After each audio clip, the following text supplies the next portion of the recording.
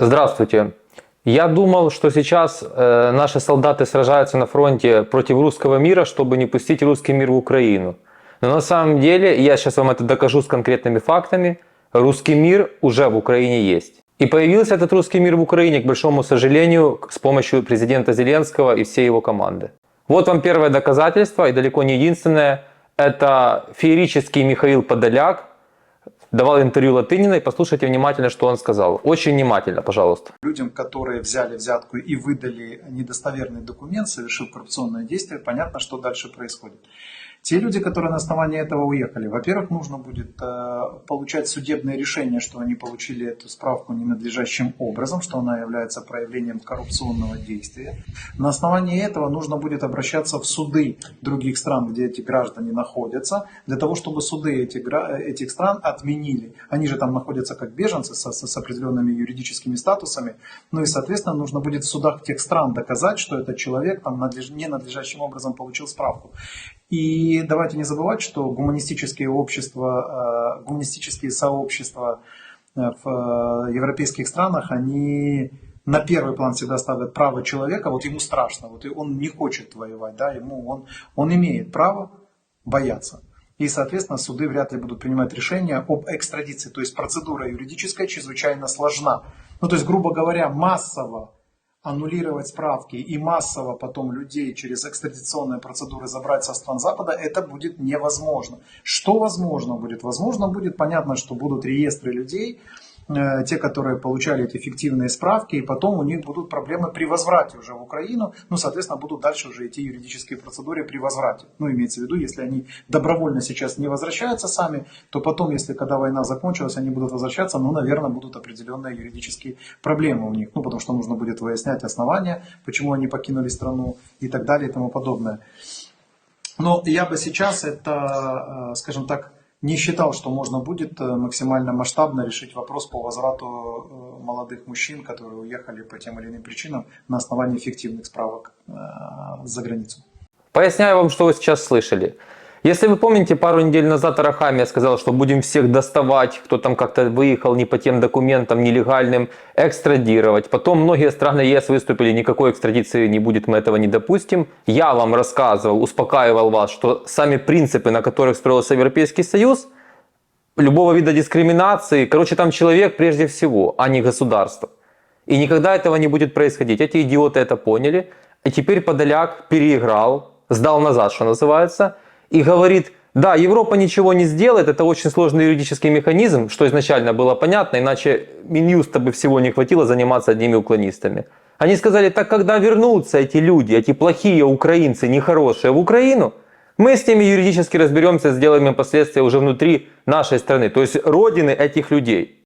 Но все уже придумано до Подоляка. Когда-то нацисты вешали евреям желтую звезду Давида и в концлагерях номер здесь набивали. Можно Подоляку такую идею сказать, уклонист, номер, и все. И татуировки такие делать. И что все общество потом после войны, смотрите, уклонист сбежал или пытался сбежать. Они же этого добиваются. Я просто идиотам объясняю. Это правда, которую тяжело слышать, но вам придется, как бы вы ни визжали. Идет целенаправленное, специальное стравливание украинцев, нас между собой. По языковому принципу, по происхождению, по воевал, не воевал, уехал, остался, причины ничего никого не интересуют. Клеймо, клеймо, клеймо. Именно вот те самые желтые звезды Давида и номер на предплечье. Вопрос к Подоляку. Ты сам почему не на войне? Какую практическую пользу ты несешь сейчас для нашего государства? Трепаться языком у Латыниной? Так это небольшое достижение. За какие практические вещи, относящиеся к войне, отвечает Подоляк? Информационная политика, так это говно, а не информационная политика. Такой же, как и сам Подоляк. Но надо идти дальше. Знаете, для чего они это делают? Потому что переживают, что Америка таки дожмет провести выборы в Украине. И, естественно, голосовать должны и будут все, даже те, кто находится за рубежом. И когда вы придете на избирательный участок, или если это будет электронное голосование, если вы будете где-нибудь находиться не в Украине в этот момент, отфиксируют, кто проголосовал. То есть они хотят добиться, чтобы вы не голосовали, потому что, естественно, вы будете голосовать против Зеленского. А если вы все-таки проголосуете и окажется, что вы выехали нелегально, хотя я считаю, не может быть нелегального выезда, потому что человек принадлежит себе, это нарушение Конституции. Но по их дебильной интерпретации они считают, что это нелегально. Так вот с вами потом в Украине уже и расправится само государство. Это репрессии, самые настоящие репрессии. Скоро дойдет до расстрелов. Сталинизм. И в подтверждение моих слов я сейчас вам покажу, ну многие, наверное, уже видели, это просто что-то в голове моей не укладывается. Где-то с одесского направления пацаны пытались сбежать, их поймали. И посмотрите на это действие.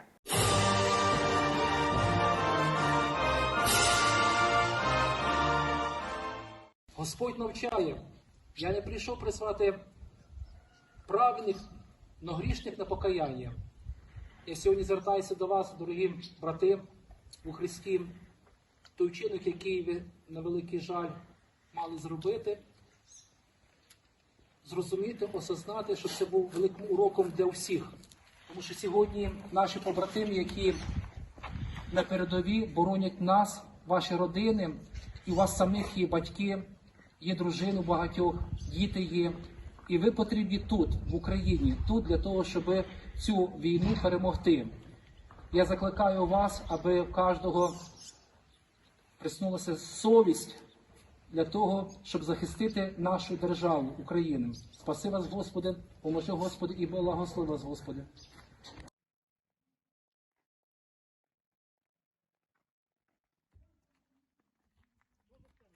Это что, первобытный строй? Включили гимн. Потом этот капеллан или кто он там лекцию читал. А этот капеллан сам не хочет снять вот это вот все и одеть форму ВСУ, пойти повоевать. Что он там что-то стоит и умничает. И главное, гимн. Ребята, это какое-то уже воспитание, это Советский Союз. Это и есть русский мир. Мы с вами смеялись в начале войны и всю нашу жизнь, смотря что происходит там за поребриком, мы всю жизнь смеялись, мы никогда не могли представить, что к нам это придет. Оно пришло. И пришло не с той стороны, с которой мы с вами этого ждали. Это унижение, нарушение прав человека, это цирк и первобытность. Если вы помните, когда ковид пришел в Украину, первые люди его подхватили где-то в Европе и на автобусе приехали, по-моему, где-то во Львов, начали забрасывать камнями этих людей. Друзья, мы не можем в это скатываться, если мы строим новую Украину, и если сейчас идет идеологическая война, а не просто за территории. Мы не можем просто в это скатываться. Но не за это воюют люди. Я не верю, что кто-то в окопе сейчас вот это все одобряет. Это ненормально. Будущего у этого просто-напросто нет. Ну и дальше, и опять-таки повторяю, мы с этого всего смеялись. Посмотрите 20 секунд телемарафона. Обов'язково біжимо на мітинг, знаєте, стрягаємо тривогу, стрягаємо те, що у нас скопичило, стрягаємо те, що нас гнічує. І медитуємо обов'язково на те, що у нас буде наша перемога. Уже, я вважаю, що дуже завтра або післязавтра. Не знаєш, який тебе історії є з бомбосховищ? Вот это все мы финансируем с наших налогов, без нашего на то разрешения. Скажите, пожалуйста, я прошу написать в комментариях, кто из вас, если вот это было по кабельным сетям платно, кто бы из вас осознанно платил деньги за такой контент? Да никто. Любой из вас перешел бы на мой канал в YouTube, посмотрел бы меня, подписался и поставил бы колокольчик, что я сейчас прошу вас сделать. Бесплатно, а не вот это вот смотреть. Но это делают, это происходит во время войны. Мы ржем Соловьева, Соскобеева, всех дебильных шоу, которые реально дебильны. И что мы делаем у себя в стране? Люди, что происходит? Я вам сейчас за 5 минут 3 аргумента, 3 видеодоказательства всего лишь за один день показал того, что у нас творится. Думаете, это все? Это не все. Илон Маск встретился с Эрдоганом. Я считаю Эрдогана диктатором. Но на этой встрече Эрдоган предложил и попросил Илона Маска построить завод Тесла в Турции.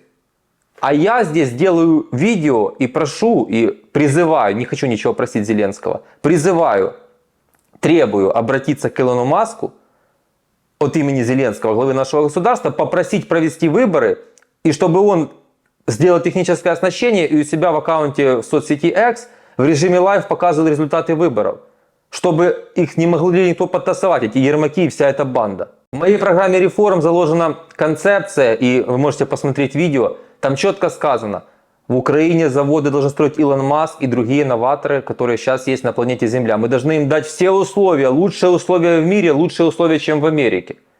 Зеленский этого не делает. Это делает диктатор Эрдоган.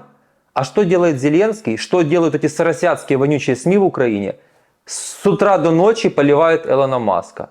Вы посмотрите, его называют пророссийским, таким. Вот он выступил, что контрнаступление слишком мало отвоевано территории ценой огромного количества жизней. Это его мнение, и, кстати, недалеко от истины. Все, пророссийский, не такой. Старлинки отключил, хотя разобрались, это дезинформация.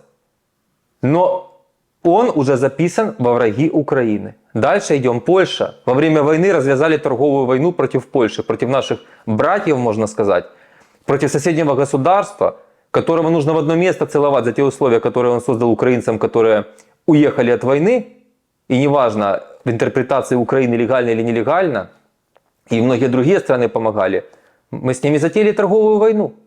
Давайте осмотримся на секунду. Еще раз говорю, понимаю, будут многие визжать, оскорблять, мне плевать на это. Истинный здравый смысл мне дороже. Илон Маск враг, поляки враги, все страны Европы, там же не одна Польша в этом торговых делах, тоже там есть враги, в частности, например, Словакия, Венгрия. Этот рассказывает те, кто не хочет воевать, враги, или те, кто как-то не так выехали, враги. Друзья, одни враги. Пацаны, которых поймали, которые хотели выехать, враги. Все враги. На русском кто разговаривает? Враги. Они уже только за последних пару месяцев штук 10 градаций врагов нарезали и предоставили обществу. А война ведь еще в самом разгаре, и не видно еще конца и края. А что будет через полгода, или не дай бог война будет идти еще год? Вы подумали об этом? По скольким сценариям и критериям разделят наше общество, и какая грязня потом начнется? Я прогнозирую, если так пойдет дальше, и даже если не пойдет так дальше, уже достаточно поводов для очень серьезных гражданских волнений после войны. И это все сделал Зеленский и его свора. Они ищут врагов. Нужно в такой ситуации, и если мы цивилизованные и нормальные, а я уверен, что мы цивилизованные и нормальные, мы должны искать друзей и торговать, тем более имея такого бешеного соседа, как Россия. Вместо этого мы во время войны в таком ослабленном положении, у нас ни денег, ни оружия, у нас куча погибших людей. Эта свора продолжает лепить из настоящих друзей, из перспектив нашего государства, сотрудничества, врагов везде и всюду. Зеленский должен уйти. Должны состояться выборы, вы не можете больше за это проголосовать. Войну можно было не допустить, он начал меряться пенисами, и произошла война. Вот что на самом деле произошло. И у нас сейчас хуже, чем у нас было до войны. И это даже зелеботы не могут отрицать, потому что хотя бы не было войны. Это не те задачи, которые я ставлю перед своей страной, потому что я хочу, чтобы Украина стала великой. Но надо быть, это объективный критерий. Войны не было, нам жилось лучше. Мы жили в спокойствии. Мы могли хотя бы чуть-чуть, но планировать. На сегодняшний день идет война, никто не знает, что будет завтра, кроме одного, что будут опять жертвы, опять погибшие наши люди. И, конечно же, каждый новый день нового врага принесет нам. Еще раз, Зеленский должен уйти легитимно. Во время выборов мы должны выбрать другого нового президента. Иначе этот человек и его свора криминальная просто разрушат Украину. Напишите, пожалуйста, свой комментарий, что вы думаете по этому поводу, и обязательно подпишитесь на канал. Пока.